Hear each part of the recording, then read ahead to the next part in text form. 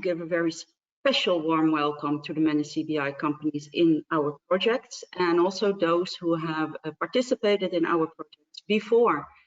Another welcome for our tourism experts that collaborate with CBI in our market study and our export coaching programs in Africa, Asia, and Latin America.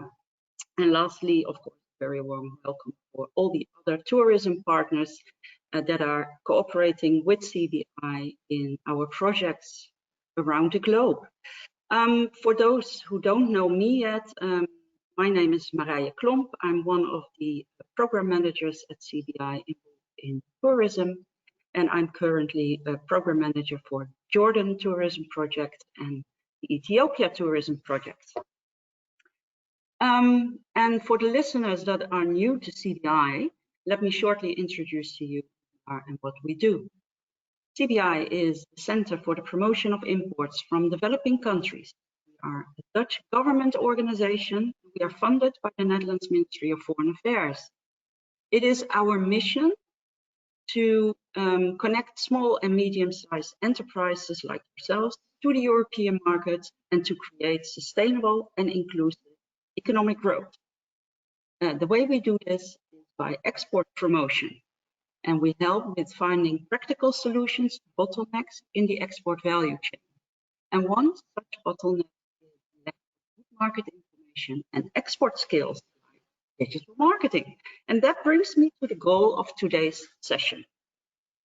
Over the last few months, CBI has organized a number of webinars for companies and stakeholders in current tourism projects, as well as for those participated in previous projects.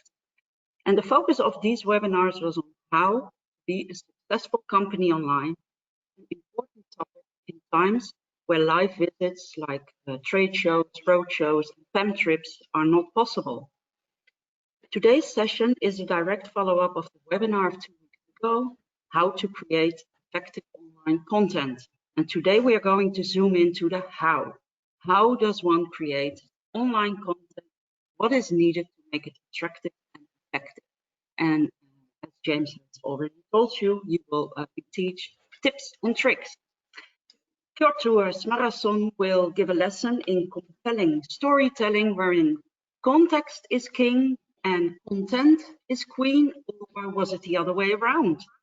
And Peter Fabricius wields the scepter when it comes to show your USP in a creative way and underline your uniqueness digitally. And lastly, the jewel in the crown, James Turner, the inspiring moderator of the CBI webinars. All in all, a royal group of experts to help you realize to become successful and effective online. So I wish you a very good session. Roll up your sleeves because it's a work webinar. Good luck. Back to you, James. Thank you. I don't really know how to follow that too much. Okay, so thank you, Marije. That was wonderful. Let me just introduce our panel more formally. Peter, Hjörtur, are you there with us at the moment? We have yes, Hjörtur, we are. and we have Peter. Hey, morning to you both. Right, firstly, Peter Fabricius from South Africa has made some time to be back with us once again. Say hi, Peter. Just remind everyone who you are for anyone who doesn't know you. Hi everyone, welcome to the session. By now you should perhaps have seen me on these if you have joined. If not, welcome. I'm one of the founders of a travel technology company called Springnest, but also work as an independent consultant in the field of digital marketing and tourism. Been working with the CBI for about 6 years, as well as other organizations, usually in the capacity of training and strategy development, specifically with tourism brands. I do see a couple of familiar names in the attendees, so if I've worked with you before, fantastic to have you here, and I hope that you enjoy the session.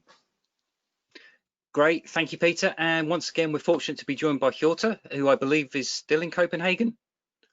Correct, I'm still in Copenhagen. It's Again, difficult to travel these days. That's true. Hello, everybody. Nice to see you. So I'm from Iceland, living in Copenhagen, and I've been working around the world as an independent consultant, telling stories and helping companies and destinations tell their story to attract tourists and investment and increase their export. I worked with CBI in Nepal, so if some of you remember me from there, then hi. And in other cases, I worked with other organizations in other places. Okay, brilliant. Thank you, Hjörtur. Right, we've got an awful lot to cover today, so we're going to crack on with it. Just before we start, I want to cover 5 key points that I think will just really frame the session and the big takeaways we want people to take, not just from last week's session, but also from today. So let's strap in and get started. Okay, firstly, before we start creating any kind of content, we need to be sure we know our story. We need to know who we are and what we stand for as an organization or a business. What are the key messages we want to say? How do we make ourselves stand out? And what messages do we want to get across to our customers? So that's kind of a level above all the content you're going to create. Make sure you know your story and who you are. Secondly, make sure you know exactly what you want every piece of content to help you do. So be results driven. Please use the model that I presented to you guys last week. I've linked that again in the handout today if you want to download that, or at least have an idea of where your audience is within the sales funnel before you start creating content. Thirdly, make sure you know your distribution channels. Make sure you've planned how you're going to distribute this content and which ones you're going to use, and understand the pros and cons of each one and what you need to do to make sure each one's successful. Know that in advance before you start creating. And I'd also like to make a point that Peter made last week, which is about making sure you take a blended approach to distributing your content across these channels. So try not to post content in isolation. Think about how you could make that same message and that same content work across multiple channels, although being aware that you can't necessarily post exactly the same thing in each one. You'll have to tailor it, but it makes it much more powerful and gets the message out much stronger. Finally, just like to make the point of it's important to be realistic, to know what you and your team are good at and when to ask for help. Now, we're going to cover a lot of stuff today, so please be realistic about what you can do and what you can't. If you can't do it, that's okay, but make sure before you pay someone to do it for you that you're clear exactly what it is that you do want. Okay, that's probably enough from me for now. Let's get into it with the actual session itself. So, firstly, I'm going to invite Hjörtur, if he's still there. Yeah, you are still there, Hjörtur. Excellent. I'm going to invite Hjörtur to lay out for us how we implement our stories and our content. So Hjörtur, how do we practically apply a story? Well, that's a very good question. So in our last session, we spoke about how you create and find your story. And now we're going to look at how you implement it and how you actually do the content and how you build up on your story through that. But first of all, I just want to emphasize the importance of your story. And first of all, your story is your competitive advantage. And in particular, when we're talking about smaller companies or SMEs in the tourism industry, you are very often competing with big players who have a lot more resources. And if you compare yourself based on resources, the competition is quite unfair. This is where your story comes in, because usually if you can build the right story around your product and yourself, you can create a competitive advantage that no one can match. I spoke a little bit about a guy called Mr. Tree in Mondulkiri in Cambodia last week. And here I have his reviews from TripAdvisor. He has almost a perfect score, a 5.0. Despite all sorts of competition, new elephant sanctuaries that have popped up, he still seems to be the winning one. Why? Because he has an authentic story. He is really true to himself, and he has a passion for what he's doing. And he has a story that goes back to his youth that explains why he's doing what he's doing. So it means that when people come there and they have the experience that he is offering and hear his story, it becomes a very, very special experience and new connection you have with him. So the reviews are absolutely fantastic, and that is primarily because of the story. Now, we spoke about the Hollywood formula for storytelling, and I want you to think about it when you create new content. whether you're posting it on Instagram or Facebook or wherever you're doing it, there are a few things you need to ask yourself when you're thinking, okay, is this the right content I should be posting? And first of all, you should think about, does the content reflect your character? What is the character you're trying to build up around your brand? 2, does it bring you closer to your goal? What is it that you're trying to achieve? And does this post move you any closer? 3, does this post show what you're up against? Who is the villain in your story? Who are you fighting? So think about that as well. 4, does the post celebrate your mentors or your supporters? Are you referring to your inspiration, or where you seek your help or assistance, or from your own audiences or customers, feedback from them? Your content doesn't have to fill all 4 of these, but you should match it. And if it doesn't fill any of these, the content probably isn't worth posting, and you shouldn't do it because it's just going to create noise. You want to be consistent in what you do and what you post. And that is absolute key. So you need to remember your tone of voice. And by tone of voice, I mean the way you word and phrase things, your color scheme, the style you're using, the style of images, and etc. So here I have 3 different examples that showcase Instagram feeds from, first of all, the Mondulkiri project, which is Mr. Tree in Cambodia. Here you can see all the images are images of his elephants in the elephant sanctuary, out in the forest, in the jungle. And you really get the feel of the atmosphere that you're going to experience. And you can see there's a consistency in the color coordination and the tone of voice going through the entire stream. The next one, Bubble Iceland. So these are glass huts or transparent huts you can stay in Iceland, sometimes called the 5 million star hotel, because you can sleep there in the night and enjoy all the stars in the sky, millions of them, or the northern lights. Again, you see consistency in the content that's posted. You have the bubbles themselves. They are usually in every single image. Either you're looking out from them or you're seeing them from the outside with the environment that is around it. So this also builds expectations and excitement, and it's consistent, so it builds up the brand. The third example is from Jordan, a place I haven't visited actually. Well, I've visited, it's from Wadi Rum, where I've been, but I haven't been to this tourism provider. It's called Acha Luxury Camp, and it's an absolutely fabulous design and a fantastic stream as well, with images that are breathtaking. You see the desert environment, you see that red tone of the sand and the rocks that are surrounding it, and then the fantastic domes that they've built there out in the desert. And again, consistency. You're creating a strong brand and a continuity in what you're posting and the image and the world that you're building. And this is very, very important.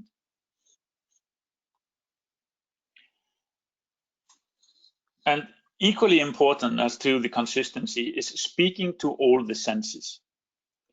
So when you are creating your story and you're creating the content, I wanted to ask yourself a few questions where you think about how this relates to the senses of the audience. So ask yourself, what does your story look like? What are the visual images? And this is usually what everyone thinks about when they're thinking about content. Yeah, we need great photographs and images, and they need to be consistent, like I was showing you on the Instagram feeds before. But there's more to it than that. We have 5, maybe 6 senses, and we should speak to all of them. So you should ask yourself, what does your story sound like? What does your place sound like? If you think about triggers, sounds that if people would hear them when they're back home, they immediately get brought back to your place in their mind, and all the memories come fresh back. What sound would that be? What are the triggers? Is it birds that are chirping? Is it the slow sound of a little creek that's nearby, a big waterfall? Is it complete silence? What are the sounds that are relatable to your place? Is it the sound of a kitchen that's active? And maybe there we get to the third sense, the smell. What does it smell like? Is it curry or some spices, or is it the crisp Arctic air, or is it a little bit of sand, or what are the smells that are related to your story? And how can you communicate those smells in the content that you're creating? It's easier done in text than in images, but sometimes you can actually capture a smell in images where you see the steam that's coming up from a certain thing, or you can see the spices or someone smelling something. 4, what does your story taste like? You know, how do you tickle the taste buds? How do you refer to them? What is that scent that you want to leave in people's mouths and that brings them back to your place when they get that taste again? And what does it feel like? And when I say feel like, I'm not just talking about emotions. All this combined creates the emotions, the gut feeling that you want to create. That's maybe the 6th sense. But what I mean here about feel like is the touch of it. Is it cold? Is it warm? Is it soft? Is it satin? Is it wood? Is it steel? Things like that. So think about how you want people to feel it. And this is all part of the world and the experience that you're creating for your audiences and what you want to communicate in the content that you create. There are a couple of companies that have absolutely mastered this. One of them is Walt Disney, and if you ever get the opportunity to visit a Disney theme park, I highly recommend it because they are fabulous storytellers and they really go into the details in creating the full immersive experience. Another brand that you all recognize is this one. Now, I don't have to tell you what brand this is, even though there's no brand there. This is, of course, Coca-Cola. And they really speak to all the senses. And you can just think about a traditional Coca-Cola commercial. Now, what would that be like? We can imagine young people, good-looking, boys and girls. They're out driving in a convertible, somewhere in maybe the Arizona desert or the Nevada desert. It's warm, they're having a lot of fun, the sun is shining, and they're just out in the open road, and you see just freedom that's waiting for them. And then they stop at this isolated gas station, and one of them jumps out of the car, and there's, of course, a Coca-Cola cooler outside the building. The guy, let's say it's a guy, opens the cooler, and you can see the ice in the cooler, and there you have the Coca-Cola cans. And he grabs one of the cans, and you can see the humidity on the can, and you can almost feel it in the palm of your hand, how fresh and cool it is. And then he opens the can,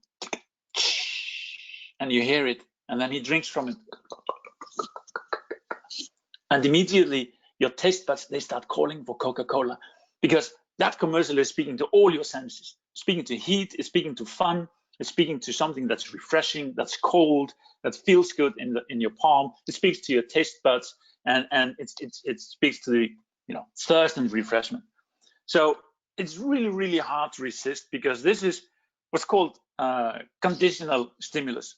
So we've been trained by Coca-Cola through loads of advertising and commercials to connect these sounds and these effects to the brand of Coca-Cola.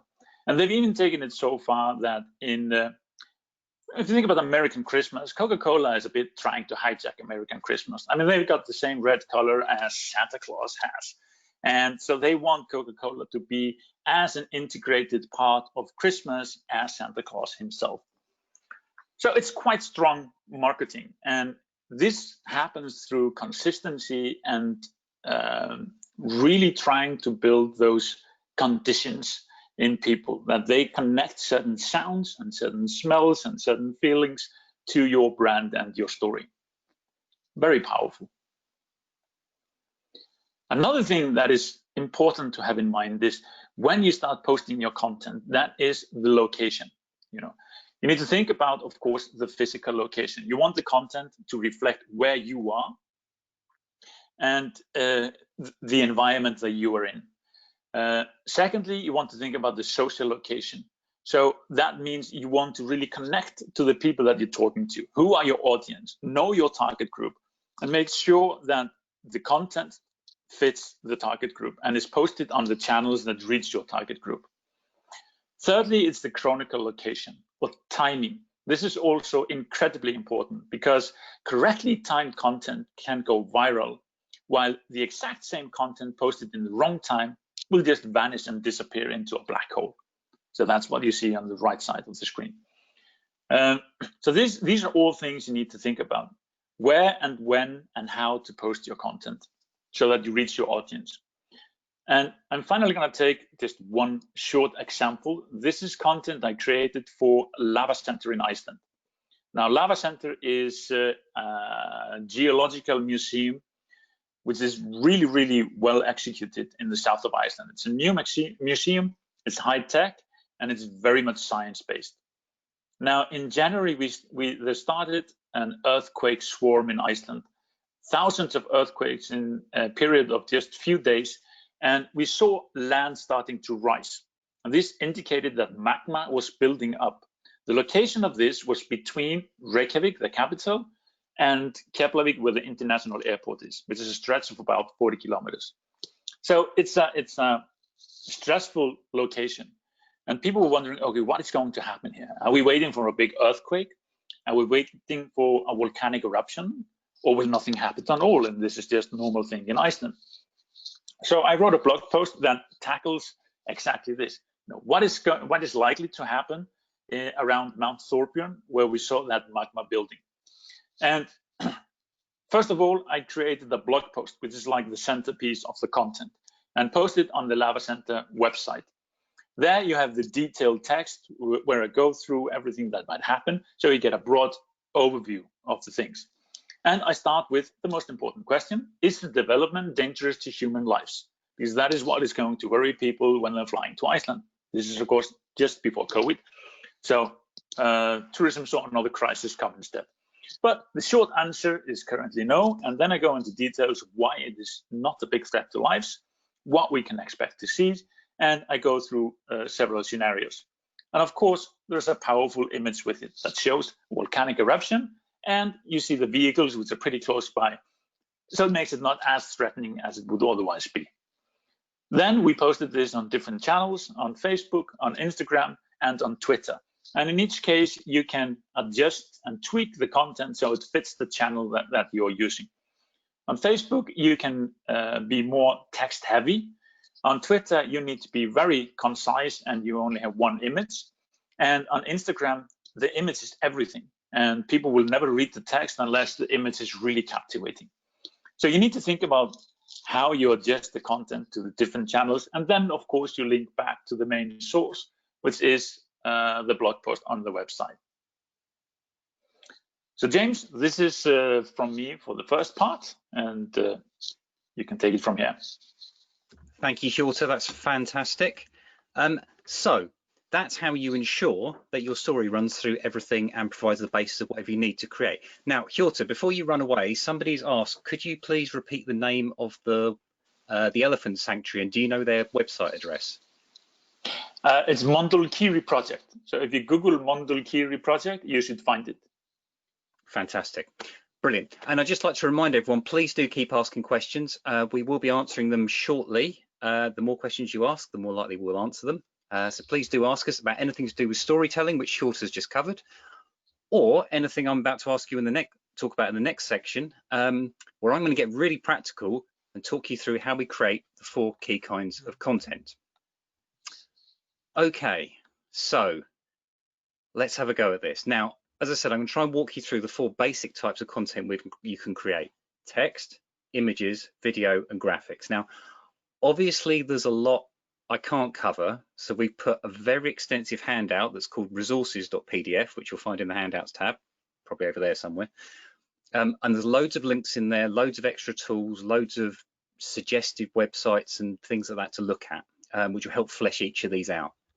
I'm also not going to cover the kind of the standard things you'd normally see or normally hear. So I'm not going to tell you the very basics of how to write a sentence, because there's plenty of that covered, and we've linked to some of those articles in the resource. Instead, I'm going to try and focus on what makes content great for online tourism purposes. Okay, so let's dive in. Let's start with text, which is probably the core content type that people are most scared of.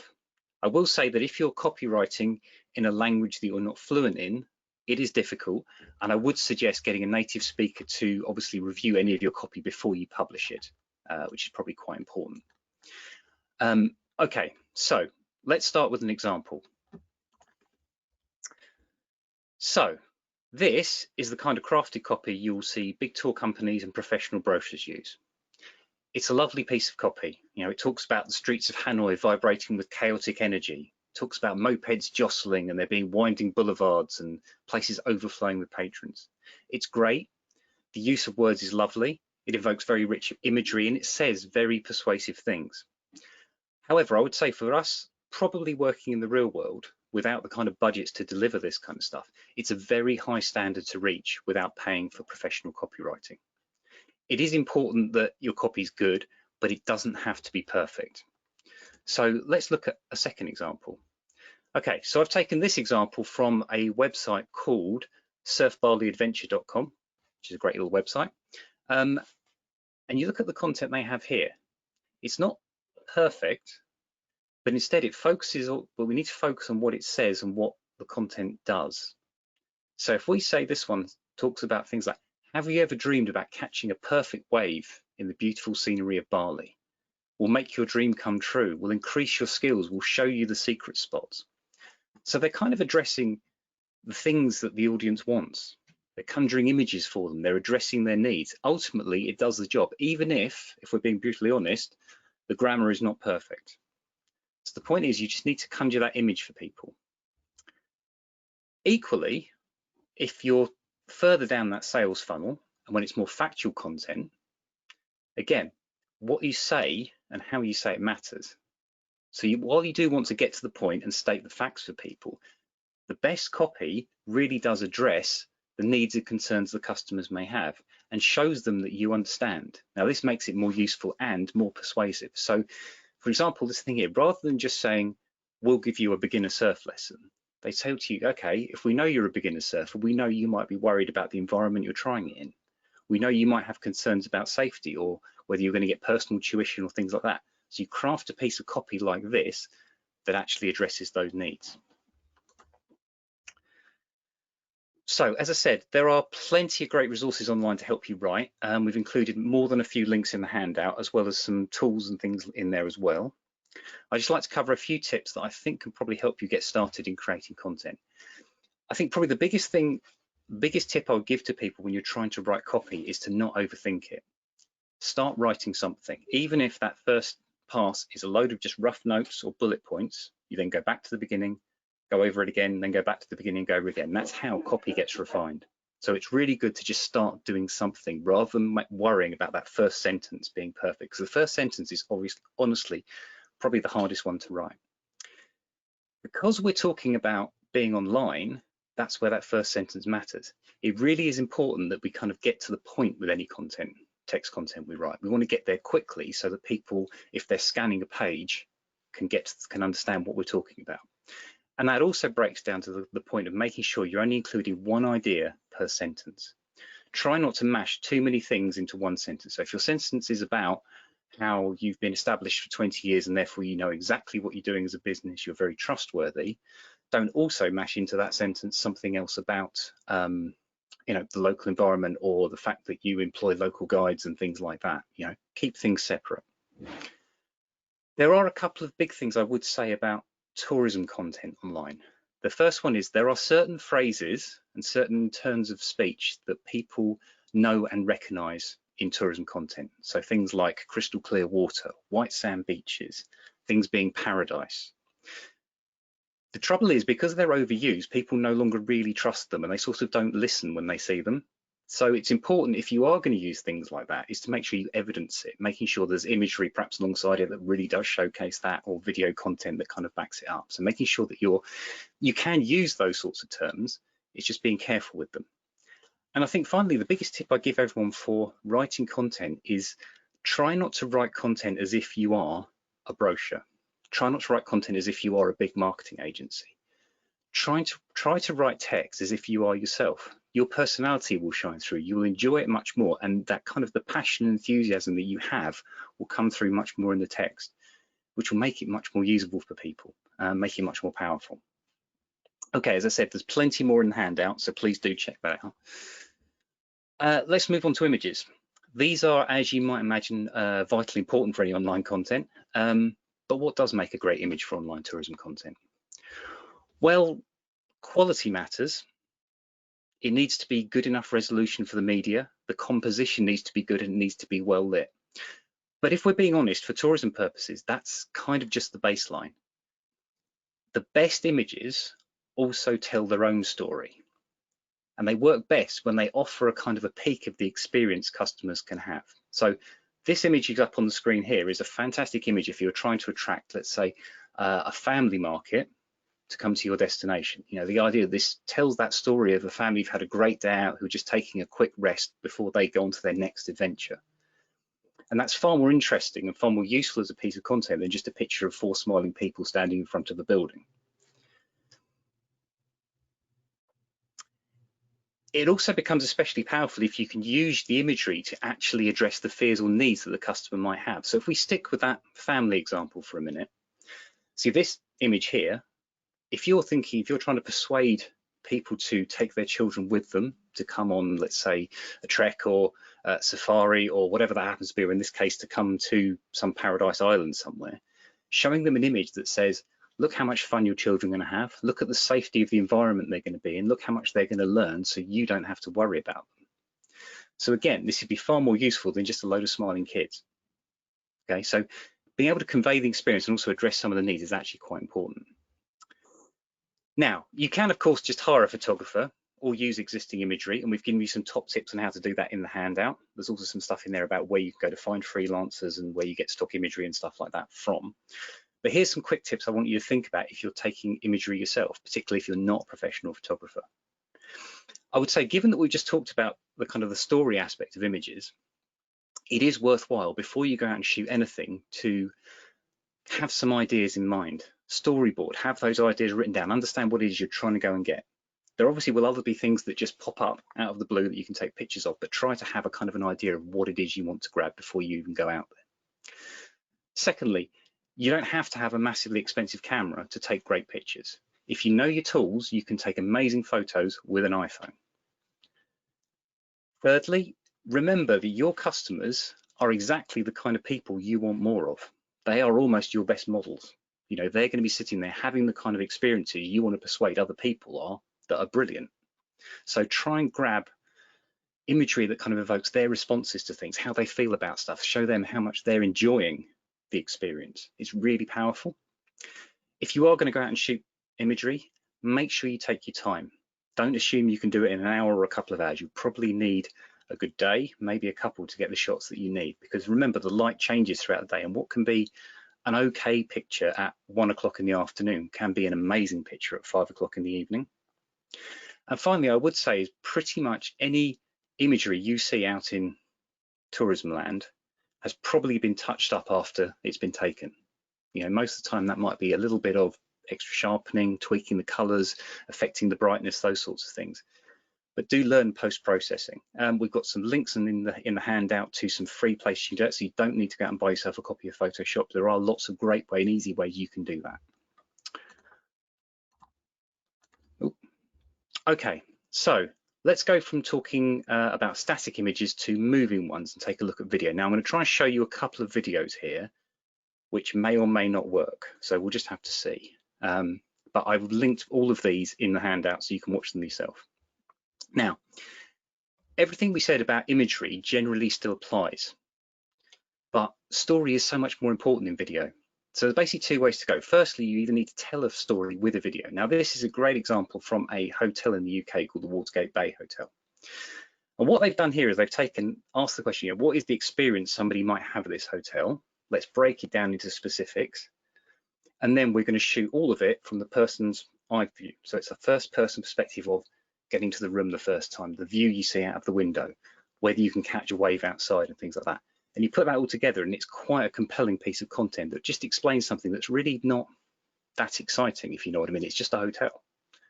It's a really good example, and it's just a clip of it, but the whole video I've linked to in the handout. Secondly, the point of video, you show a video of something that's spontaneous and noteworthy that is the story. That makes great content and has the wow factor. This is a great example from Wicked Diving in Flores in Indonesia, who this is probably user-generated content actually, which Hjörtur is going to talk about later, but they captured a video of the day they went out snorkeling and a pod of killer whales decided to join them. It's not particularly well shot, it's very rough, it's very ready, but it is a wow moment, and it's a really great piece of content for them to kind of say, look at the great things you can see if you come diving with us on Labuan Bajo or out in Komodo National Park. So it's a cracking piece of content. As I said, the links for all of these are in the handout if they're showing a bit too jerky on your screen. So if you're going to shoot video, certainly if you can do that first type, you're going to tell that story. Remember, it's vitally important that you know what it is you're trying to do and you storyboard it first before you even pick up the camera. Know the kind of shots that you need, think about where you need to do them and all of that kind of stuff. Whatever you're doing, it's always worth trying to invest in a bit of technology that will help you stabilize the camera. You know, a simple gimbal mount, which is showing here for like the iPhone, is an absolutely essential piece of kit that helps us smooth all of those transitions with your video. The other thing, again, much like imagery, is you are going to need to learn certainly post-production. So everyone knows if you take a video, you're going to need to edit. And there's various links we put into the handout for various free tools and some not free tools, but some really good tools that you can use to kind of trim things down, cut your clips, make sure the transitions are smooth, all that kind of stuff. It's really important to ensure that you do, this is where the storyboard comes in. So if you can use a storyboard, it really helps to be able to plan different lengths of the same video. So you could prepare, let's say, a 3-minute cut, a 1-minute cut, a 45-second cut, a 30-second cut, so you can use them in different places for different media. And I think the final thing I would say was, please don't forget the audio. Now, audio in video is really hard. You know, it's quite tough to get good quality audio, certainly if you're recording people speaking. So, you know, we could do a whole session just on that. So please make sure that's quality, or if you're going to, the other alternative is just to run a very good soundtrack behind it, a piece of music. Now, we've put some links in the handouts about where you can get freely available music, and I've also put a link into an example from a video of the Easter procession in Lorca in Spain, which is probably the best example I've seen of a video with the right kind of piece of soundtrack, which has been synchronized. So when the video gets exciting, the soundtrack gets exciting. When the video calms down, the soundtrack calms down. It's a really well done thing. When you put it all together, it's a really great piece of content. So I'd really recommend everyone watch that. Finally, I'd just like to talk about graphics. Now, design's quite hard to teach, so I'm just going to have to do some quick tips. Again, there's loads in the handout about this. So when we talk about graphics, we're talking about putting together things like Facebook ads where you're combining text, imagery, graphical elements, icons, things like that. Like for example here at Salon World Safaris have put together for their Facebook ad. Or we might be talking about more in-depth things like creating infographics to showcase specifics of your products, like Adventure Escape India has done here for one of their treks. They've got all of that kind of key information all in one graphical thing, which is a great way of showcasing a product to people without having to explain loads and loads of text. Or you might just be using it to put captions and stuff on top of your photos to post in social media. Either way, you've got to think about how graphics work and how the design of things matter.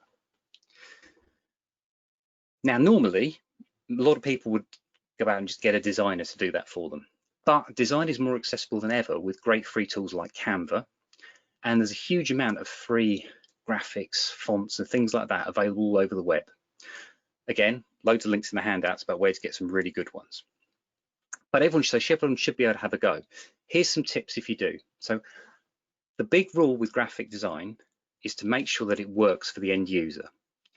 If you can't read the text because there's not enough contrast between it and the background image, it doesn't do the job. So you always have to keep in mind, does it look good, is it going to work? The other big tip I'd say to people is to keep things simple.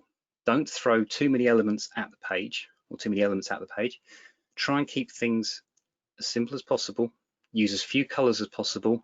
Use 2 fonts maximum, 3 if you really have to, but don't throw too many elements to confuse the eye of the viewer.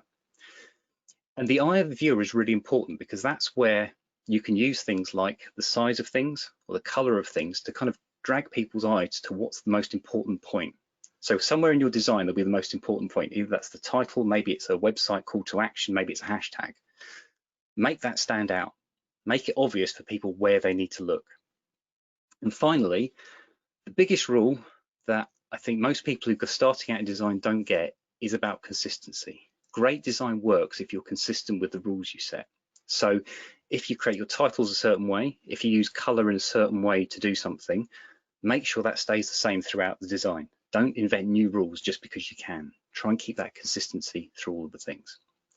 Now, as I said, there's plenty of stuff in the handouts, but that's just been a kind of a quick flyby to kind of help you guys plan that content. Now, okay, so that's it for now. That was a lot of stuff. Please do check the handout for plenty more. Before we move on, I'd like to see if we've had any big questions from you guys so far, even for Peter, who's been hiding up until this minute. So Peter, Hjörtur, can I ask you to come back? Peter, Hjörtur, anyone? Hey, yeah. There you go, excellent. Okay, right, let's see if we've got any questions that have come in.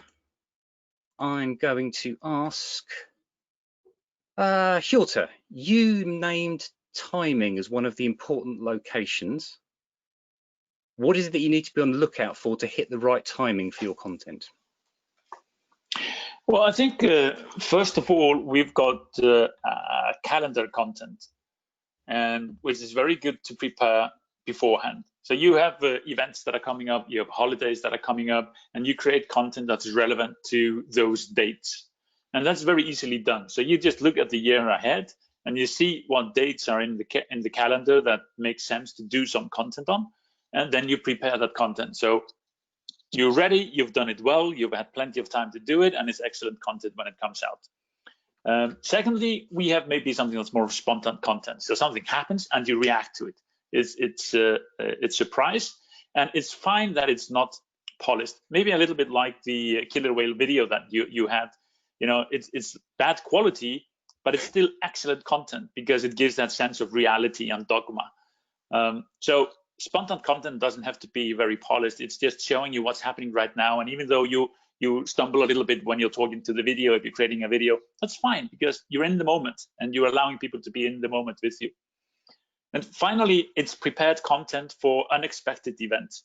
So you can create content that maybe it's a bit like the obituaries that newspapers have for people that are still alive. So they know they're going to die eventually, and they've prepared the obituary so they can post it within 12 minutes of getting the news and people can read it. So I'm not telling you to create obituaries, but just think about what could potentially happen and how would we react to it. So make a plan. This is also part of your crisis management. And the best way to react to crisis is to be prepared beforehand and know what communication channels you're going to use and how you're going to communicate on it. Yeah, no, I definitely agree with that. And I'd also add it's a really good idea at the start of each year to kind of just plan out your year and say, what things might we be talking about in this month? You know, there might be things that, you know, you can't predict what's going to happen, but you can kind of say, we know in July, these kind of things might be happening. We know around November, perhaps we should be talking about this. And that just gives you a starting point and makes it easier to plan your content throughout the year. Sorry, Peter, you were going to add something there. Yeah, tying into Hjörtur's first point about kind of a calendar events or, you know, so certain dates. In tourism, one specific thing we have is seasonality, and that's what many other industries don't have in such a practical way. I mean, we know that trekking seasons starts a certain month, or certain seasons will bring certain products and tourists into the country. So I think even just using your tourist seasons as a guideline when plotting out your annual content calendar already gives you a very practical guideline to know that you're probably on track. Okay, yeah, good stuff. Right, okay, we also had, so someone said, don't you think a name such as killer whale and a picture of it would actually drive your customers away rather than getting them excited? Okay, that's a fair point. However, I would say that depends on your market is, I guess. I would say that I'm probably being a little bit unfair, but if you do check out the video, you'll see that kind of thing is linked in the description. They do mention the fact of how rare an occurrence this is, and I think you can probably see from the video that people aren't actually in any danger from that. But I think it does tap into the fact that this is probably user-generated content, but they do understand the kind of the mindset of people who are going to go diving. People who are going to go diving are the kind of people who want to see exciting stuff. You know, people get very focused on certain species of things that they'll see. People go, I want to dive because I want to go and see manta rays, or I want to dive with turtles, or I really want to see this happening on this particular reef. So the idea is that they're showing all of the wonderful things that you could see, and it just making the point that it's a very rare occurrence. You're very unlikely to see it, but it's kind of that wow moment that makes people take note and be aware that the experience exists. So yeah, anyway. Okay, next one, right, so someone's asked, how does copyright for content work? Can I use images or text I found on the internet? Peter, you got any thoughts on that one? Yes, I do. Short answer, no. Steer away from simply scraping images or content off the internet and using that. There are very specific licensing and rules around what you are allowed to use and what not. So a very simple guideline there. Content licensing works in kind of one or two ways. It's either licensed for a business specifically to use it, which means someone else paid for it, they took it, they own it, you can't use it. If you use it, you could get into hot water. They could even take legal steps around that towards you. In many cases, that doesn't happen, but the responsible thing would be to either purchase content or license it yourself, so you have your own content you create, or to look for something that's licensed under something like Creative Commons, which means it's loaded onto the internet and someone said, well, this is open to use. You don't have exclusive use to it, so can any other business. Again, James, if I'm not wrong, in the handouts, there's a reference to Unsplash and websites where people can find content like that, right? Yeah. So Unsplash.com, beautiful example of that. Huge library of open source or Creative Commons content that photographers kind of upload, and it's kind of free to use. But definitely steer away from scraping anything off or going onto Google image search and just saving that and reposting it. Essentially, that is not legal. It's a form of plagiarism.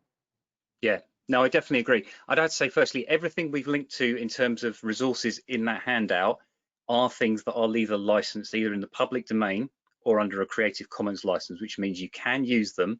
In many cases, you will just need to make sure you get to check whether you have to attribute it to somebody or not and say, you know, photo courtesy of X person or that kind of stuff. The other thing I'd say is just a point about content copyright. It's one of those things you can do it, you can spend all day taking images off Google and nothing will happen for years, but then at some point somebody will pull you up on it and you can get into an awful lot of trouble. So it's not worth doing. So it's always worth staying on the right side of stuff from day one. Sorry, Hjörtur, go on. Yeah, just one point regarding that. A lot of photographers, they're starting to do reverse image search on their images to see if someone has picked them up and is using them illegally. And then they just send an invoice for the highest price. So it's becoming very, very risky to scrape images from the internet. Yeah, definitely. And also, as a linked point to that, somebody else also asked, do you need to have model releases if you take photos of people? Now, again, this one's a little bit tricky, because there are some instances where you don't, some instances where you do. Generally, I would say, particularly if you're taking pictures of your customers, if you're taking pictures of your clients who are coming to stand a tour with you, make sure you get some kind of signed thing from them that says okay for you to use their image, particularly if they're identifiable in it, if you can see their faces and you can see them doing anything, and also particularly if children are involved and things like that. If you search online, you can find some really simple model releases that you can just ask people, just say, look, we're going to be using this to promote our company. Do we have your permission to do it? It's always worth looking into that. So please do check that out as well. Peter, somebody's asked, where can you find freelance copy creators? Any suggestions? Sure, it depends on your budget. The two that comes up for me, the one is called a network, it's called Fiverr, like five, the number with 2 R's at the end. Mm-hmm. The reason I like Fiverr is because it's really affordable. The model was literally built around services starting at $5. So of course from there it scales and gets more expensive. I would recommend Fiverr if you have a rough concept or rough draft that you've written, but you need someone just to edit it and kind of put it into good grammar and good language. I would recommend hiring someone there. You can get a lot of value for your money through that. Otherwise, there are platforms like Upwork, for example, that's a little bit more expensive, but there you really get quality writers who might be able to actually get the storyboards together and kind of write the concept. Lastly, I would even recommend going onto a platform like LinkedIn. And not be too kind of shy to post on there and say, I've got a brief. Does anybody have a writer that they can recommend? Sometimes people from your own network or kind of your own friends even make for very trustworthy referrals. So those 3 options I would recommend. Yeah, definitely. I mean, we've actually put some links to some of those actually in that handout covers everything. I'll be honest, there's nothing it doesn't cover, but we put some in there. The only thing I'd repeat a point that I made earlier, which is if you are going to contract somebody to do stuff for you, just make sure you know exactly what it is you want before you get them on board. Be very clear, write that brief, make sure you know exactly the kind of images, the kind of copy, the kind of posts or writing that you're expecting. It's really important. Okay, right, we're going to leave the, thank you everybody. We're going to leave the questions there and we'll pick up some of those at the end. So apologies for anyone we haven't answered. Okay, now we've seen the basics of content, but let's talk about specific channels. So Peter, going to try and pass you over the screen. Try not to break the webinar this time. Okay. So let's talk about specific channels and how we practically get content out through each of them. Peter, this is right up your street, so perhaps you could lead us on from here. Thank you, James. And James, first of all, thank you for those practical tips. That was really, I think, hands-on practical ways that companies can improve their content. I think if anybody would just incorporate those practical things you shared, their content would instantly get better. And Hjörtur, I've never craved a Coca-Cola as much as I do right now. Your interpretation of that Coca-Cola advert was something to behold. So thank you for sharing that. In this next block, I want to build on something that I started last week, which was talking about the different channels that you can publish to. So there, the focus was more to say, where can you go and post your content and which of those channels should you use? So this week, I want to look a little bit more into detail as to how you can leverage those specific channels. So not just saying use Facebook, more how should you be using Facebook in 2020 and beyond. So very broad topics. I mean, we can literally create a webinar out of each of these. So trying to think how we can keep this as short as possible. I thought I'd pick a couple of channels that I see companies do really well with at the moment. That's probably worth your time and effort, and make it very practical by saying what are 2 or 3 pieces of advice that I would say, this is how you should go and use that channel at this very moment. Right. So first, I want to again mention your website. Last week, I said that this is probably the most powerful channel that you have because you've got ownership over the content and how it's used and the distribution of that. Right. So how do you create content on your website? What should you be creating and what should you be looking out for? So at Springnest, we work with anything from 10 to 20 new tourism brands every month who wants to build a new site. So either they have an existing website or they're starting fresh.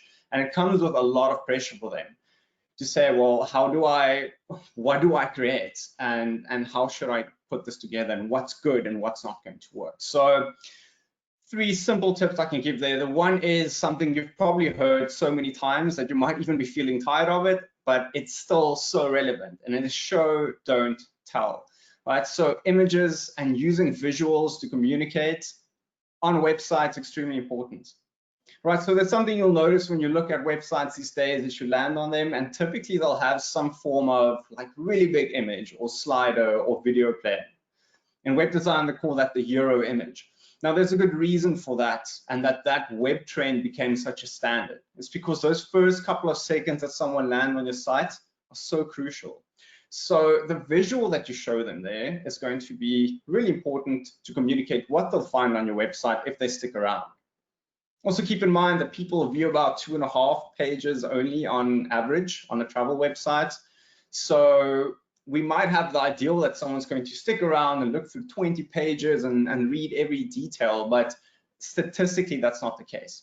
So very important, especially on your homepage or your landing pages or your tour pages, to show really beautiful photos. I'll look at some examples next, but at the right here, we see Across Africa is doing that kind of really well, showing an image of something that their product really focuses on, which is wildlife experiences. So, all right, secondly, video. We talk about images a lot. James gave fantastic advice as to how I can create good video. This doesn't have to be on the sliders or the main kind of landing page, but somewhere on your website, if you have videos, leverage that. Again, statistically, we see that people would spend more time on a website if there's a video to watch, because of all those things that you also mentioned earlier.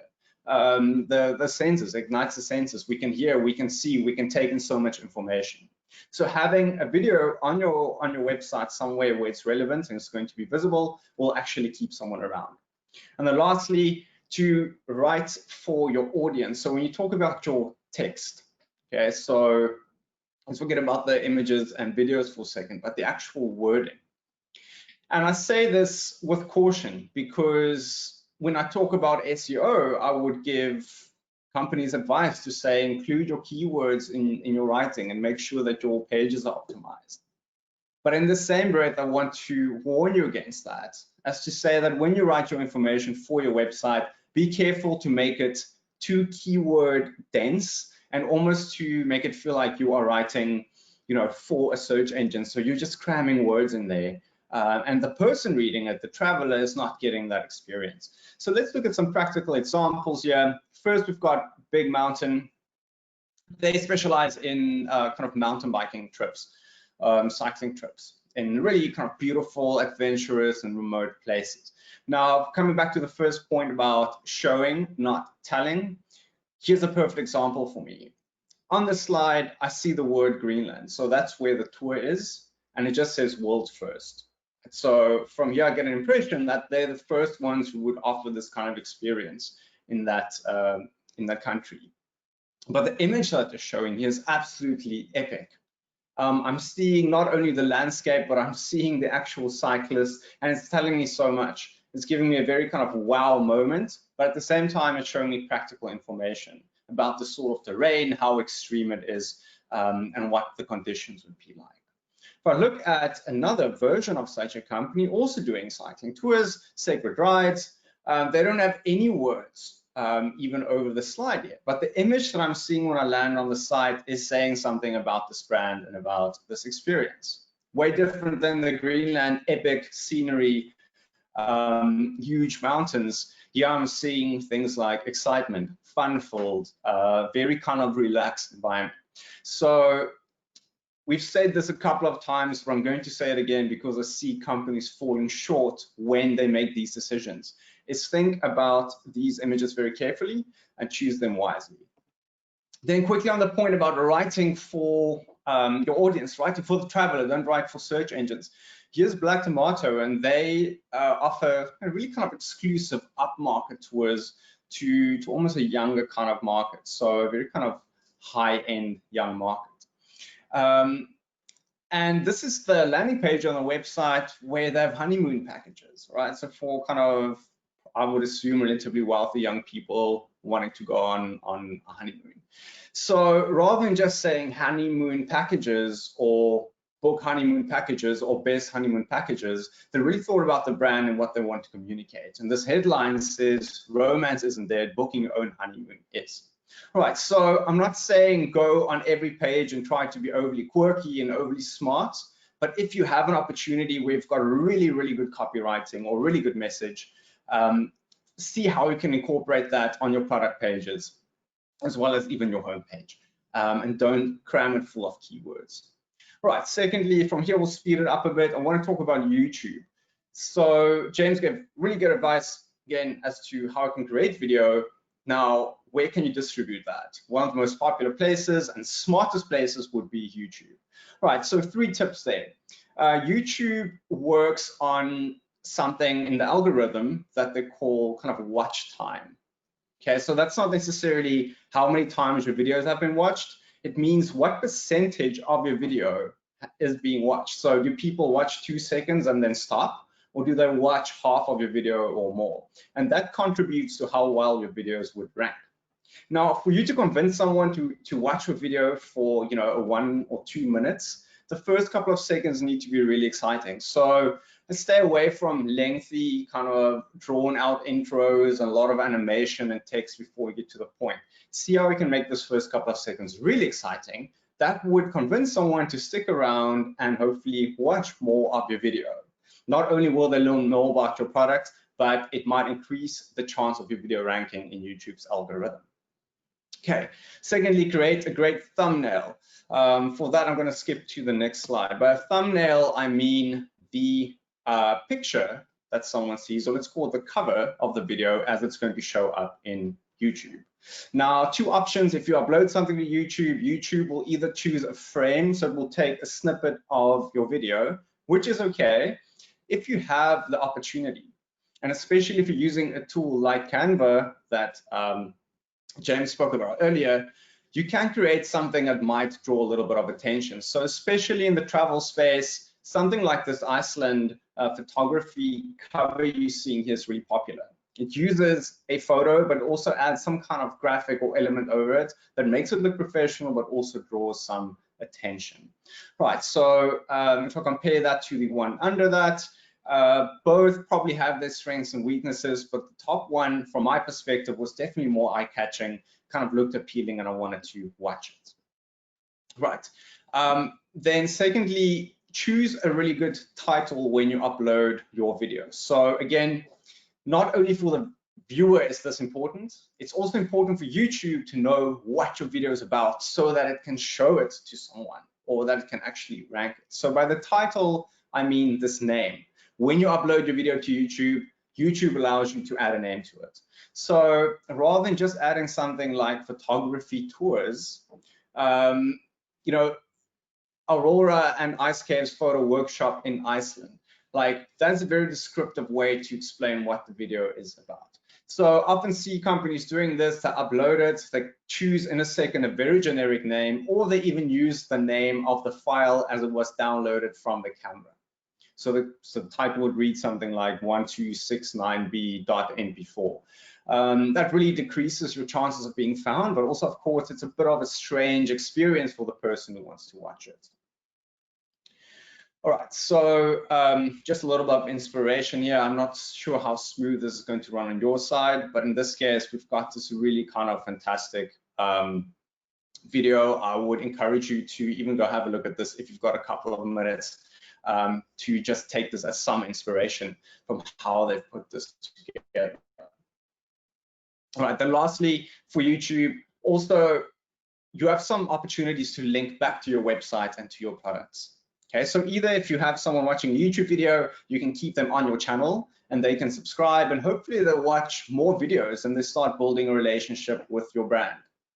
That would already be a very good goal to have. And if you can succeed in that, it can have a really great effect on your marketing. But you might want to actually have a bit of a call to action. We want someone watching the video to say, wow, I want to find out more about this tour, and then to go to your websites. So 2 places you can do this. In the description of the video, you can add a link.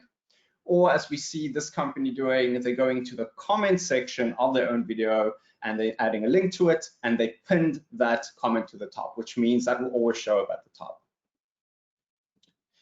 Okay, then Instagram, really kind of fun and popular platform at the moment. The reason I love Instagram is because they've done a lot of product development. When I started using Instagram, it was mainly kind of static, square little image posts. And since then, they've gone a lot into video content and what they call Instagram TV, where you can load long videos, and they've done stories and highlights. So 3 tips for Instagram, if you use that for your business, or you plan to use that for your business. Think about incorporating people. So we spoke earlier about, should you post, photos of someone online without their consent? A fantastic way to also use people within images on Instagram is to repost someone else's photo, right? So if you find someone who has really, really fantastic photo of your destination or even a guest, you can send them direct message on Instagram and say, hi, I love this photo. Can I kind of repost it and tag you? Okay, so if you do that, especially for photos with people and then do really well on Instagram, they get a lot of engagement and likes, and that gives you an opportunity to tag that person. So that means that they might like it again. That will up the engagement of the photo, or maybe they add it to the Instagram story, and that can bring more views to your content. Okay, second tip, you'll see, say go portrait. Portrait here, I'm not talking about a portrait in the sense of taking a photo of a person. I'm talking about the orientation of the photo. So we've got landscape, which is if you flip your phone like this, you've got portrait if you flip it upright.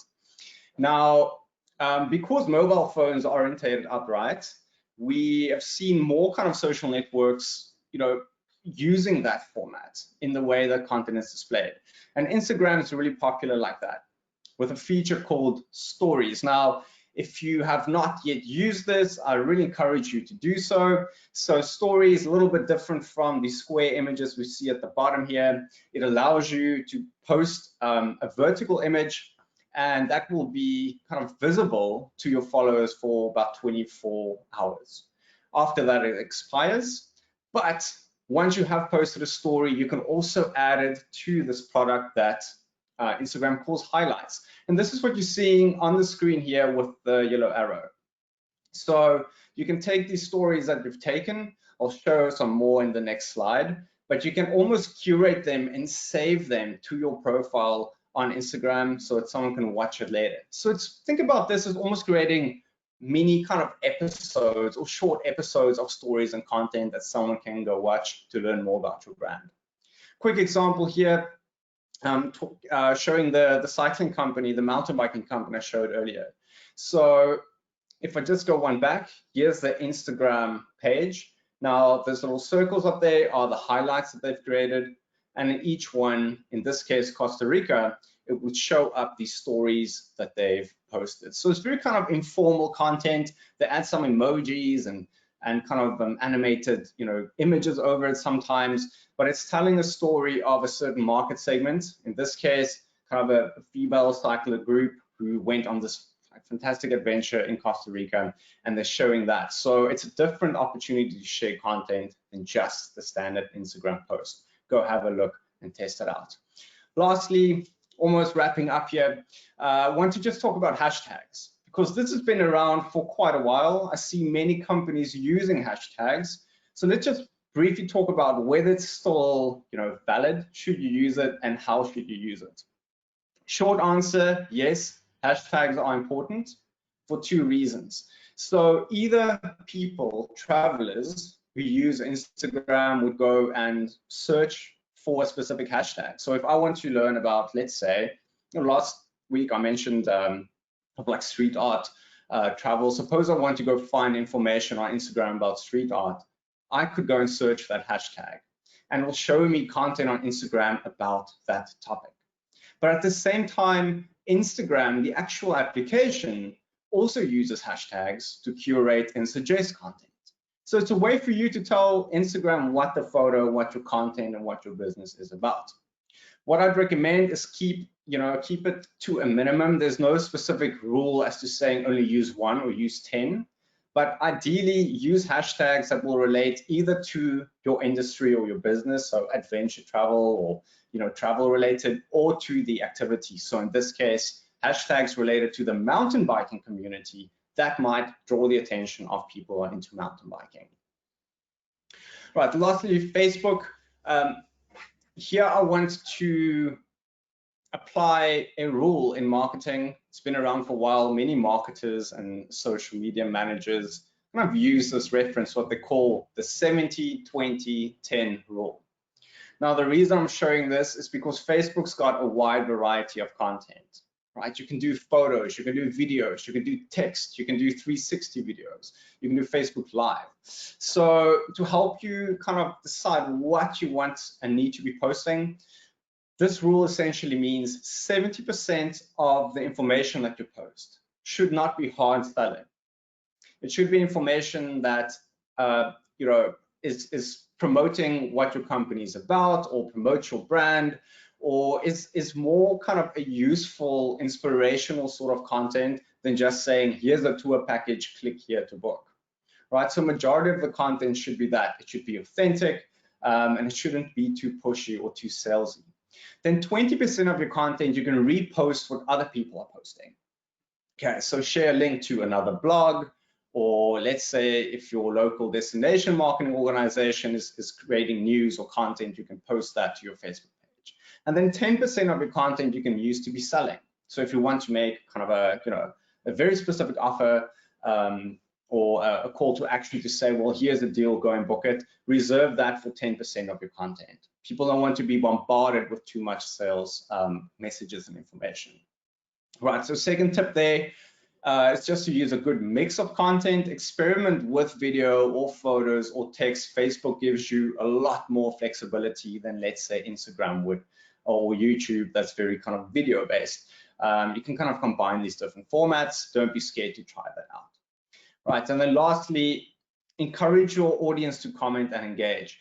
Now, that's a really powerful part of Facebook, is where it's giving us the tools to communicate, so people can start conversations and threads and ask questions around a certain post.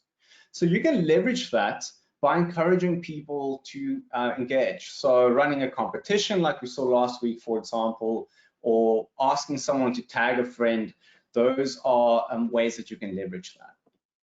Quick practical examples here, just of the 70-20-10 rule. Here we've got Barefoot Surf, so they run the surf expeditions and surf travel. Here's an example of that 70% content. So they're talking here about 1% for the planet. They're talking about their brand, caring about the environment and what they are doing about it. They're saying that we love the ocean, we use the ocean for our business, and we are committed to keeping the ocean safe and investing in that. So they're still talking about their company. They're not talking about someone else, but they're not saying, here's our next upcoming surf tour, book it. They're talking about the value of their business, and that's still adding really nice photos to that says something about the experience. Entry destinations, on the other hand, here's that 20% that I was talking about. They're based in, or they kind of run tours all over the world, but in this specific case, they're focusing on Canada, British Columbia, and they're simply reposting something that the Tourism Association did. So they did not create this content, they did not create this video. They almost piggybacking on the fact that their destination created this content. And then lastly, here we've got Black Tomato again. This is that 10%. Here they're using video to essentially sell something. So they're talking about this product that they've launched, and there's a call to action to say, find out more, click here, and that would take someone to the actual experience. So Facebook, remember the 70-20-10 rule. Brilliant. Thank you, Peter. That was a lot of stuff to get through. Well done. Okay, up to this point, no worries.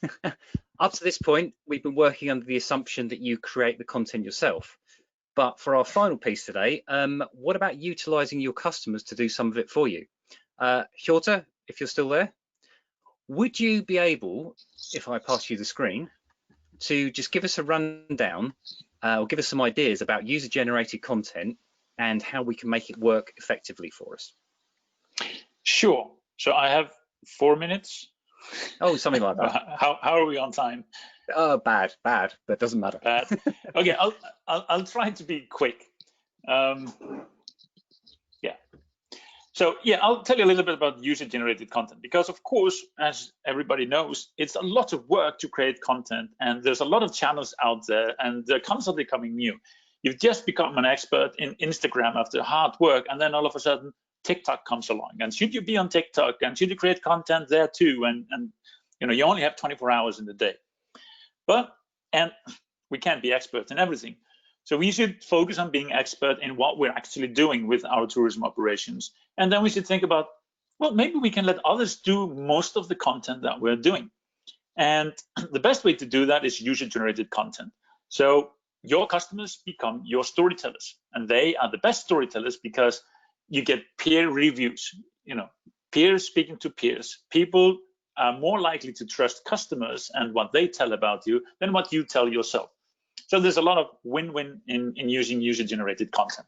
So I'm going to give a couple of brief examples. First of all, I spoke briefly last week about this hostel that I was working for or doing marketing for, where we set up the burger.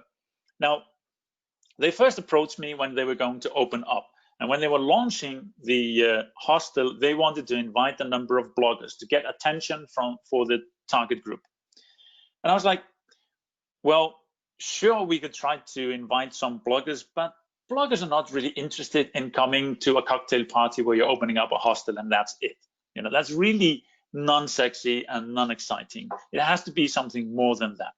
So instead, I created a concept which I called volcano hopping in Iceland. And I brought in a few partners. So I contacted a couple of service providers or tour operators in the vicinity, and we created a concept which was volcano hopping. We invited 4 different bloggers, all who had following between 50 and 600,000, and were all relevant for the target group that we were trying to target. Plus, we invited 1 professional photographer with us to take pictures that would be shared with all the bloggers and they could use as their content. And then the other companies, they would do this for free because they were also getting publicity. So this was a collaboration between 3 or 4 different companies in the south of Iceland that created this fantastic volcano experience for the bloggers. 4 days, I created a letter which they would open every morning without knowing what was going to happen. So it was kind of like a 4-day treasure hunt in the volcanic landscapes. Great success. A lot of different content came out of it and a lot of good traffic. So this is one way to get content created for you. You partner with both other tour operators, and together you partner with some bloggers and content creators who are specialists in their field and already have the target group. Now, another thing that I emphasize a lot is that the most important part of digital marketing is non-digital, because it's the experience that you create for people when they arrive and when they enjoy your services. That is the most important part, because every single person, that includes both your staff and every customer that comes, becomes a storyteller and tells the story on their channels about the experience they get. So this is why it is extremely important that you think about the experience you're designing and how you communicate that. So storytelling is not what you say, but what you do. Here's an example from Copenhagen. If you look at the image, Copenhagen is trying to brand itself as this green city. And one of the things it's very known for is bicycles. It's a big bicycle city. More than half of everyone that commutes to work goes to work on a bicycle. I don't have a car myself. I use a bicycle. And Copenhageners, they take it so far that they have special lanes, which they've had for decades, long before others started on that. For bicycles, they have special traffic lights for bicycles. So you see that everywhere. And they even take it so far that the trash cans are tilted. This is so you don't have to slow down if you're eating your breakfast on the bike while you're heading to work, and you can throw the emballage straight into the bin without slowing down. It shows that you really, you take it to heart that you are a bicycle city. And in the same way, you can think about the details in your design. How can you showcase that you really have a passion for what you're doing, that this is what you live for? Put it in the details. It's incredibly powerful. A second thing, when you're creating that experience locally, is getting people in the right mindset. So they view your experience with the right eyes and get the right feelings out of it. This is incredibly important. Here's an example from the Sea Monster Institute, which is in my old village in Iceland. Sort of a museum was set up with an exhibition about all the sightings of monsters that have been recorded in the last 100 years in the fjord. So it's a very deep fjord, and there have been a lot of sightings of sea monsters. So these are the legends. And people went into that museum and they thought it was interesting, but somehow it wasn't having the impact that we were hoping for. So what we decided to do is there was some storage room beside the exhibition room. And we cleared that out and we changed it into this hallway you need to walk through before you came into the exhibition itself. And in that whole room, we would showcase maps of the fjord, which show that it's most shallow at the opening to the ocean, and then it gets deeper and deeper as further in you go. This means that there are specific types of animals that exist in the fjord that don't exist anywhere else. The shrimp is entirely unique to the fjord and doesn't exist anywhere else. So all of a sudden, we've had proof for there are animals in the fjords that don't exist anywhere else, that are quite unique. We also talk about we show old maps of Iceland, where you have a lot of sea monsters around. Sea monsters that we know today as different types of whales or walruses or other sea mammals. So we've established that sea monsters are simply animals that you don't know the name of. And then finally, there's this video from a Japanese trawler where they fish up a dead sea monster and then they throw it out because it just stinks and it's so horrible because it's rotting. That was probably a big sea mammal, but still it brings that effect of, wait a minute, this might actually be true. This might be real. And when people went into the exhibition after that, they came out very, very pleased because they were viewing it with a different set of eyes. And this is very important when you greet your people in the material that you send people before they come, that you build up the right expectations and the right background and the right perspective on the experience that they're going to have. So that tells the story and it set the stage for the experience. We took it one step further in my old fjord. And when you drive there, and you drive around 200 kilometers where there's nothing, no villages, no gas stations, no shops, no anything, just fjords and mountains, and then you cross the last mountain into the fjord, come into an opening of a very big fjord, and the first thing you see when the road comes down to the sea is a sign. And the sign says, "Beware of sea monsters." It creates the effect of, what? Wait a minute, there's no explanation. Just, what is this? Where have we landed?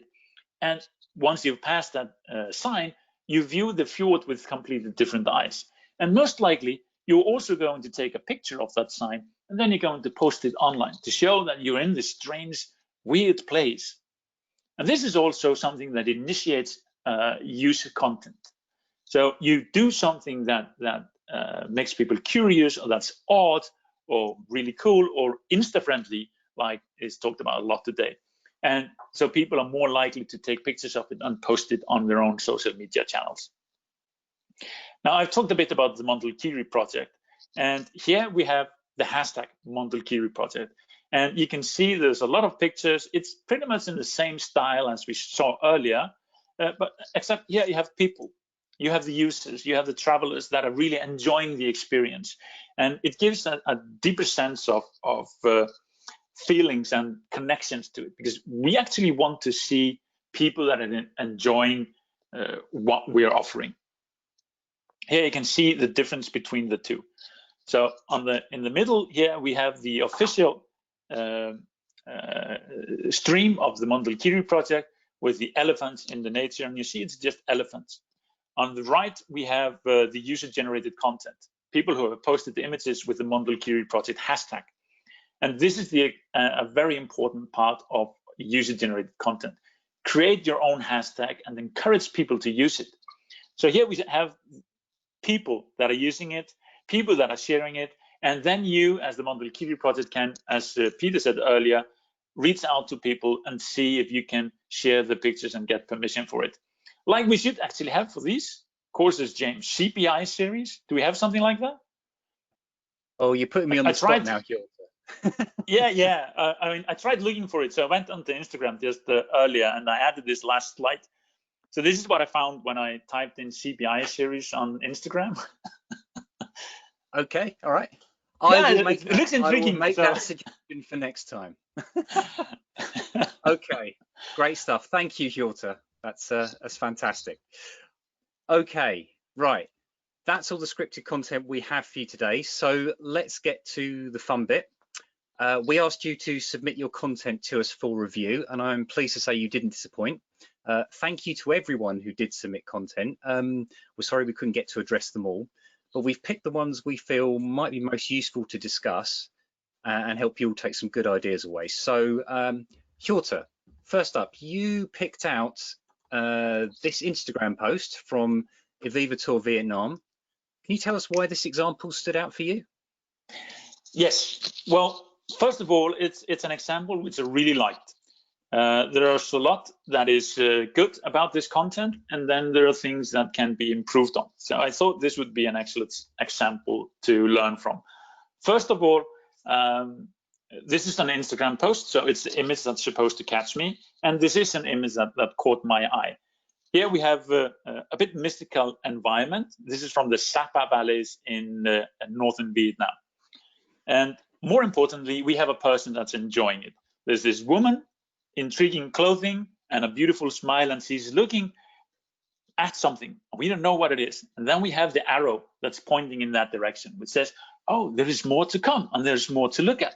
So it has an excellent start. The text is also pretty good. The beauty of Sapa not only lies in its golden terraces, but also the tranquility and the calmness that it brings to you. So it refers to more senses than just what you can look at. Also the feeling of being there. And as you said earlier, James, you had this description of Hanoi. That's usually the place you leave from when you go into the Sapa valleys. A big buzzing metropolis. And then you go to this tranquility and calmness, which is a great contrast to the city. So it's an excellent reference to that. Of course, what could be improved on is that you could speak to more of the senses. You don't have to speak to all the senses. And so that's partly fulfilled. Secondly, there might be a more clear call to action at the end. Here we have just say the date in September next year. And well, there might be something more. Okay, why September? What should I do then? You know, what's next to it? Secondly, the following images that were number 2 and 3 on this were a little bit disappointing, because here we see this woman, she's looking at something that seems to be in the farm. And what we saw is, if you look at behind her, you can see a woman that's working on the rice. And this is an okay picture. The next one is then just also the rice without the woman. So it becomes more narrow and more narrow. I would have liked to see something that shows more of what else you can experience. So these are just more details from the first picture in a way. Yep, that's great. Peter, anything you'd like to add about this particular example? Quickly. Yeah, James, I think no, for time's sake, I think I'm good. I think Hjörtur really kind of summarized it well, captured it well. There's nothing technically I think that I would add to that. Yeah, I mean, I think I'd echo the point. You know, that first picture, it's on Instagram, it grabs your attention, it says to you, wow, take a deep breath, wouldn't you like to be here? I think I would just like to have seen a little bit more of the secondary imagery that kind of sort of backs that up, that shows more of the place and shows more of this lady enjoying that place, because that's what the post is about. It's about her visiting the place and the experience she has. So if it's more about her, you know, seeing some of the best bits of it would make it just that little bit stronger. That's the point of the piece after all. Okay, all right, next up, Peter, you decided you quite liked this blog post from Wadi Rum Nomads and you wanted to talk about that one, about making a Bedouin tea. Can I pass the screen over to you so you can talk us through that one? Yeah, let's go for it. So the reason why I like this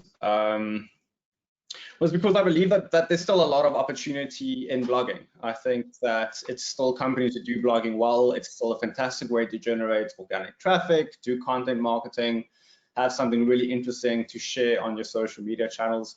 So the fact that there's an active blog and they're writing about something about their product. So it's not just, you know, an entire tour. It's this one ritual that exists within the tour that's so sacred. So it's really kind of about this traditional tea and this ritual that happens in this desert setting. So the concept was really special. And I felt it's something that if you kind of, you know, leverage it in the right way, that it could really tell a story and, you know, attract the right audience. So just a very quick overview. What we have here is an image and the top that says Bedouin tea, much more than just a cup of tea. We've got an introduction here. Then we're talking about equipment and how to do it and how to prepare it. And then we're jumping to a section that says the benefits of drinking the tea and 5 pointers on that. and at the end, a comment section where people are kind of already having some conversations. Right, so just to highlight the things that I really liked about this, starting at the title, I think this company got close to creating some kind of anticipation. They didn't just say Bedouin tea, they said much more than just a cup of tea. So just reading the title, it gives that kind of expectation. If I read this in a social media feed, for example, it creates a little bit of anticipation to say, well, what more? What is this? What can I go learn about it? Of course, the image here instantly showing it, that was a strong point. From a composition point of view, I liked the fact that they use these headings. I see a lot of companies just creating kind of bulk walls of text, not easy to scan through. So breaking up the text was good as well. Just a last point, they also, within this article, they link to other blog articles within this blog, right? So two benefits to that, keeping someone engaged. Someone might want to read another article and they're becoming more loyal to your content. Also, that could have SEO value if you kind of cross-link pages. Right, so those were the good things. Practically, where do I think this could have done or been done a little bit better? The concept, I feel, is almost a little bit broad. What struck me when I read this article was that there are many facets to this tea, and some of them are addressed in the article. So first we're talking about the ritual itself here in the beginning, and then we're talking about preparing the tea, and at that stage I almost felt, wow, is this going to teach me how to prepare the tea? We're going to see how they do it. And then we're jumping to another section which is then talking about the benefits. So I was feeling that's a lot of content to try and compress into one story with an introduction and a conclusion. So my recommendation here would have been to maybe focus on one of those. To either make this a tutorial as to, you know, how we're going to make tea, or show someone step by step how to prepare this ritual, or make it very focused on someone who's into health and wellness, and script the entire article around the benefits and the health benefits of drinking the tea. So that would have been my first pointer for improvement, to say even turn this into 2 articles perhaps, but create more of a narrative around it. The other thing, definitely, I would say the visuals. There's one image here at the top, but I mean, we're talking so much about this ritual. Surely there could have been some photos showing that, even embedding some Instagram posts, for example, but showing from different angles, or even that satisfaction at the end of enjoying it. We're seeing the process here, but if I had a photo of someone sitting in the desert setting with this warm cup of tea, again, steam coming off, maybe some enjoyment on the face, if that was an image showed in the post, I think it would have created a lot more emotional impact for me. As a very kind of final point, a next idea might even be when you're in the desert again, if you have your smartphone with you, this would make fantastic YouTube content. If you create kind of a brewing guide in the desert, and it's about how to brew this tea, and you actually do it in that setting, upload that to YouTube, fantastic content. You can also repost it on a blog article like this even, and repurpose that content. Yeah, definitely. I mean, I'd also actually even go one step further, and you see this happen quite a lot with people posting recipes and stuff like that. Why not invite the people who can't be there at the moment to go out in their own backyards and to try and brew the tea themselves and take videos of themselves doing it and share that content with you?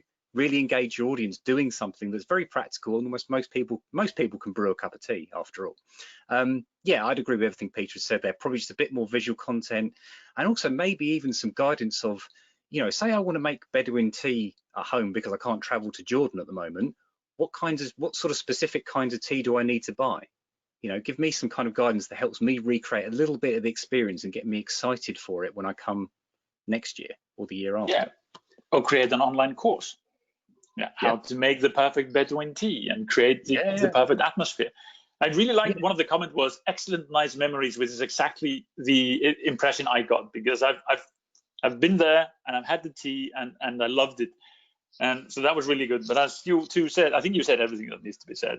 I missed some more images.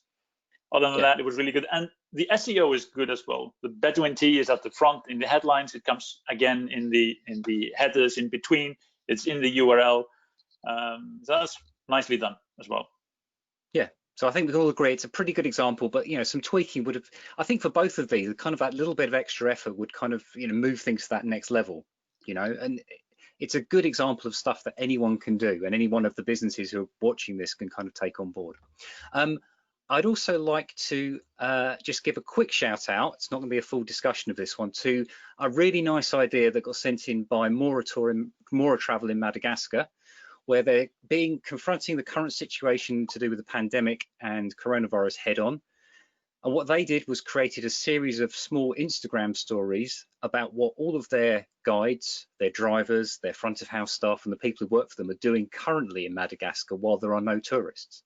And there's a lot of really inspirational stuff in there of people, going back to work on their land, improving their skills, being really passionate about the place, looking after the wildlife, taking video, doing interactive videos for people to showcase what Madagascar is, and just sort of overflowing with that kind of passion of what the place is ready for next year. And I think this is a really nice example of kind of giving people that sort of behind the scenes idea, showing them that tourism's a real place, and also showing how much the people who are involved in delivering to them really care. I'd also like a quick shout out to Premium Travel in Mongolia, who also sent us an example that was pretty similar to this. Good one, guys. Very, very pleased with both of those. So thank you for sharing them. Thank you to everyone who did share content with us. Apologies to those who weren't selected, but I hope you've each gained some sort of useful insight here.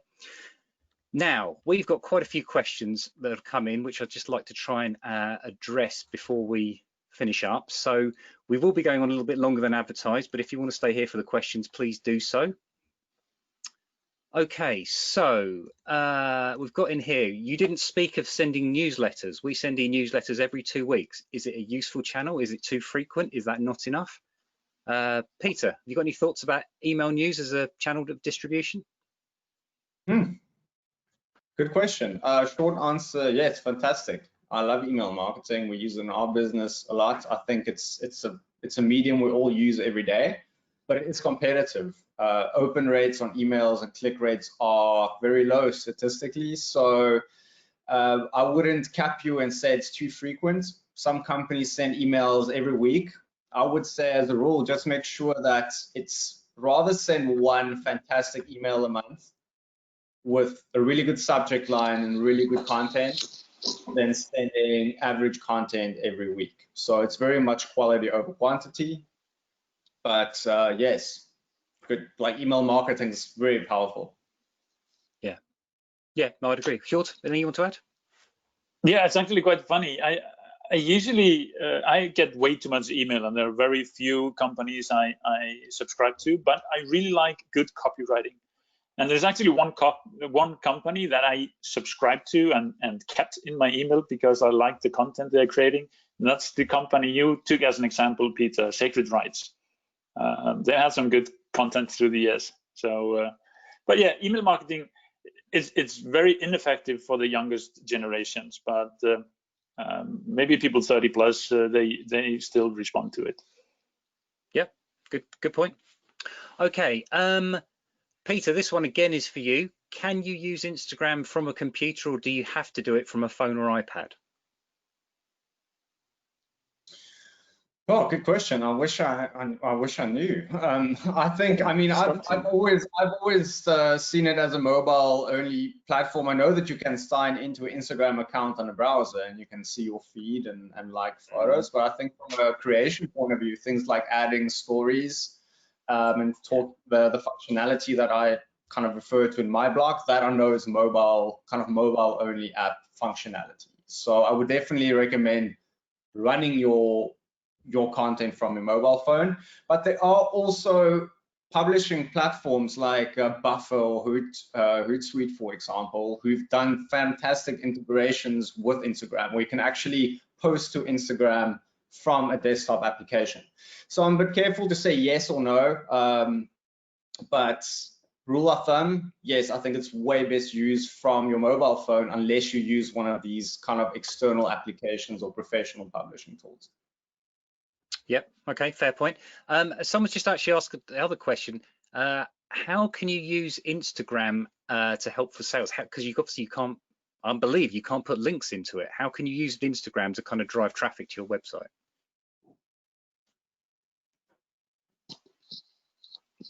Well, you see a lot of people put the most relevant link into the bio, and then they write in the caption, check out blah blah blah, link in my bio.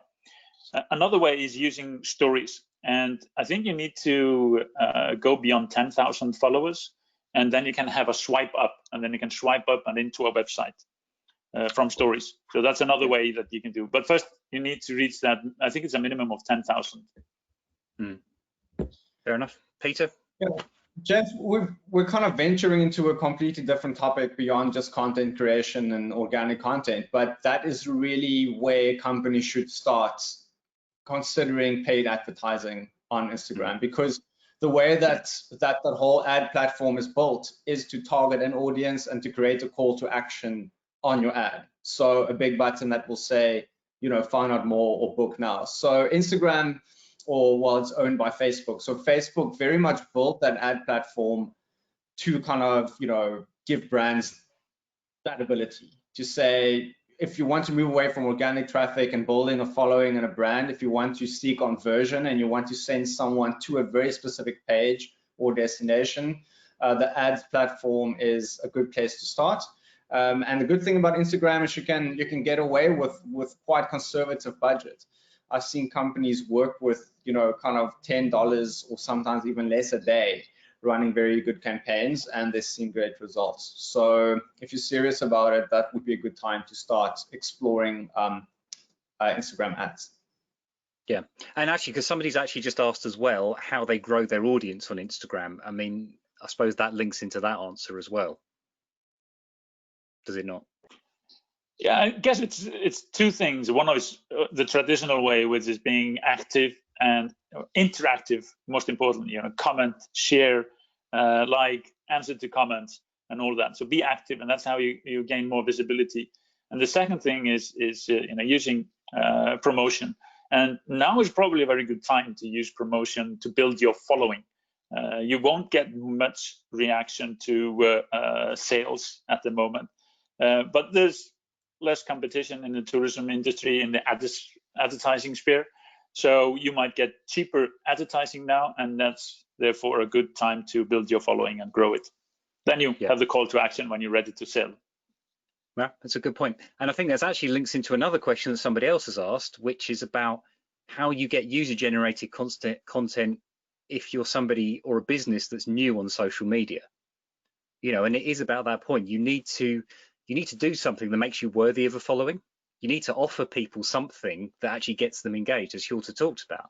So, if you're new on social media, you've got to start conversations that aren't a hard sell. You've got to start conversations about topics and subjects that those people are going to be excited and passionate about. You've got to get into those groups and be the voice of experience and say, actually, we've got something really powerful to talk about with this. Get involved with us. Is there anything else you guys want to add to that? Yeah, I really relate to that challenge. I think Instagram is very saturated. I think for a brand starting out now to really kind of instantly get out there and get a following, it takes work and it takes effort.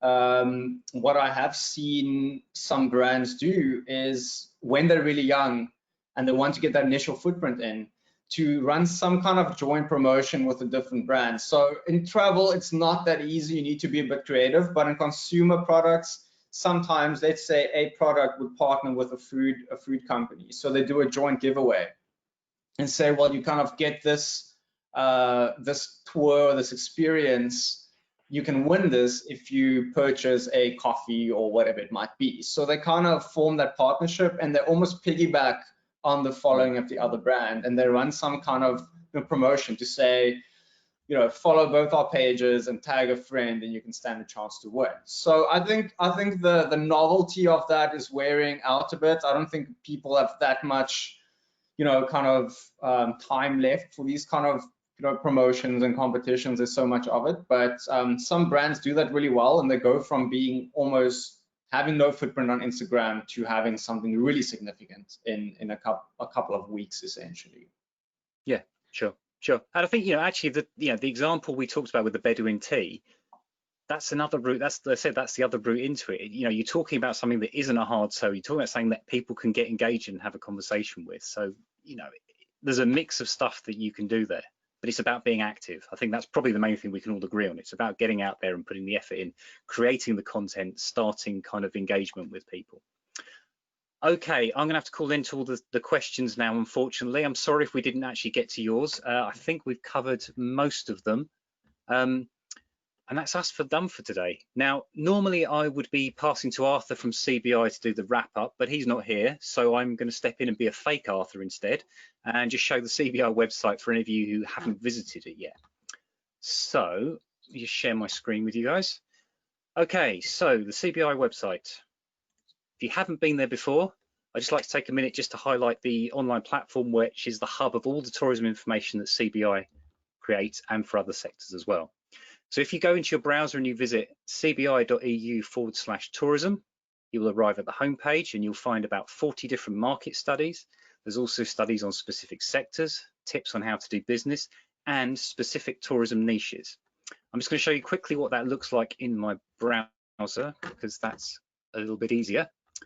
So when you come onto the web page, you'll see all of them in one place. You'll see the particular sector information, demand, trends, requirements, things like that. There's also a way to sign up for the CBI newsletter, which is a really good advice to kind of stay on top of things. They also have the latest news that's relevant to the sector here. Below that, you'll see the new infographic tool, which please do go in and have a play with that. It's a really useful way of filtering all of this different content that's beneath this. So the different niche markets that are there, the different tips for buyers and the promising sort of target market stuff. If you use the infographic, it will help you work out which one of those are more relevant to you. And as you can see, there's plenty of stuff in here. So quite a lot of tips and studies. I'd like to just highlight one, which is the How to Be a Successful Tourism Company Online, which this webinar is kind of based on. Once you come in here, you've got all of the content online, or if you wish to, you can choose to download it as a PDF. If you're viewing it online, you can use any of the links here to skip to the bit of the chapter of the report that you're really interested in. And if you have any questions, you can ask a question here or get in touch with CBI to talk about the study itself. Okay, I think that's pretty much it that I have to tell you. Please do check out the website. There's lots to see there. There's lots of really useful stuff. There's also the links for all of the previous sessions that we've run, which are on about how to be a successful tourism company, how to get found online, and also the previous session today from today's one about how to get started creating content. All the recordings there, and we will be sending you out all of the slides and stuff from today via email. So please do keep a lookout for that. If you don't receive it, please get in touch with CBI. They will make sure you do get a copy. Finally, there's going to be a quick survey after the session finishes to help us plan to deliver future sessions just like this one. So please do spend a couple of seconds to fill that out. And finally, that's it. That's all we have more. Hopefully, we're going to be back again soon with more tourism content. In the meantime, it just leaves me to thank both Hjörtur. Thank you, Hjörtur, if you're still around somewhere. And Peter, thank you so much for your time again today. I'd also like to thank Maria and the team at CBI for all their hard work behind the scenes and also in organising and hosting these webinars. And also thank you to all of you for participating, sending us questions. Thank you to each and every one of you who sent us your content. We really did look at all of them. We really did review all of them and kind of look behind the scenes and try and work out which ones are most useful to share. So thank you to everybody. I really hope you found this session useful. Hopefully you take some ideas and inspiration away with it. As always, we wish you all the best of luck. So goodbye. Thank you again. Please stay safe in these troubling times, and hopefully we're going to see you sooner rather than later. So goodbye, everyone. Take care.